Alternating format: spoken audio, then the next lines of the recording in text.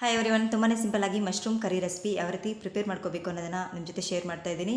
Welcome to Dhanya channel. ಇದಕ್ಕೋಸ್ಕರ ನಾನು 2 packet ಮಶ್ರೂಮ್ನ ತಗೊಂಡು ಎರಡು ಪೀಸ್ ಆಗಿ ಕಟ್ ಮಾಡಿಕೊಂಡು ರೆಡಿ ಮಾಡಿ ಇಟ್ಕೊಂಡಿದ್ದೀನಿ. ನಂತರ ಸ್ಟವ್ ಆನ್ ಮಾಡಿ ಪ್ಯಾನ್ ಇಟ್ಟು ಆಯಿಲ್, ಸಾಸಿವೆ, ಕರಿಬೇವು, ಚಕ್ಕೆ, ಲವಂಗ, ನಂತರ ಹಸಿ ಮೆಣಸಿನಕಾಯಿನ ಆ್ಯಡ್ ಮಾಡಿದ್ದೀನಿ. ನಂತರ ಕಟ್ ಮಾಡ್ಕೊಂಡಂಥ 2 ಈರುಳ್ಳಿನ ಆ್ಯಡ್ ಮಾಡಿಕೊಂಡು ಚೆನ್ನಾಗಿ ಮಿಕ್ಸ್ ಮಾಡ್ಕೋಬೇಕು. ನಂತರ ವಾಶ್ ಮಾಡಿಕೊಂಡು ಎಲ್ಲ ಮಶ್ರೂಮ್ ಕೂಡ ಆ್ಯಡ್ ಮಾಡ್ಕೊತಾ ಇದ್ದೀನಿ. ನಂತರ ಮಸಾಲೆಗೆ ರೆಡಿ ಮಾಡ್ಕೊಳ್ಳೋದಕ್ಕೆ ಬಿಳಿ ಎಳ್ಳು, ನಂತರ ಬೆಳ್ಳುಳ್ಳಿನ ಚೆನ್ನಾಗಿ ಆಯಿಲಲ್ಲಿ ಫ್ರೈ ಮಾಡ್ಕೊತಾ ಇದ್ದೀನಿ. ನಂತರ 2 ಟೊಮೆಟೊನ ಕೂಡ ಅದೇ ಪ್ಯಾನ್ಗೆ ಆ್ಯಡ್ ಮಾಡಿ ಚೆನ್ನಾಗಿ ಫ್ರೈ ಮಾಡ್ಕೊತಾ ಇದ್ದೀನಿ. ರುಬ್ಕೊಳ್ಳೋದಕ್ಕೋಸ್ಕರ ಶುಂಠಿ, ಬೆಳ್ಳುಳ್ಳಿ, ನಂತರ ಬಿಳಿ ಎಳ್ಳು, ಗೋಡಂಬಿನ ತಗೊಂಡಿದ್ದೀನಿ. ನಂತರ ಹಸಿ ಕೊಬ್ಬರಿ 1 ಕಪ್ಪಷ್ಟು, ನಾವು ಫ್ರೈ ಮಾಡ್ಕೊಂಡು ಟೊಮೆಟೊನ ಕೂಡ ಆ್ಯಡ್ ಮಾಡಿಕೊಂಡು, ಕೊತ್ತಂಬರಿ ಸೊಪ್ಪು, ಸ್ವಲ್ಪ ನೀರನ್ನು ಆ್ಯಡ್ ಮಾಡಿಕೊಂಡು ಚೆನ್ನಾಗಿ ರುಬ್ಕೊಂಡು ರೆಡಿ ಮಾಡಿ ಇಟ್ಕೊಂಡಿದ್ದೀನಿ. ನಂತರ ರುಚಿಗೆ ತಕ್ಕಷ್ಟು ಉಪ್ಪನ್ನು 1 ಟೇಬಲ್ ಸ್ಪೂನಷ್ಟು ಆ್ಯಡ್ ಮಾಡ್ತಾ ಇದ್ದೀನಿ ನಾನು.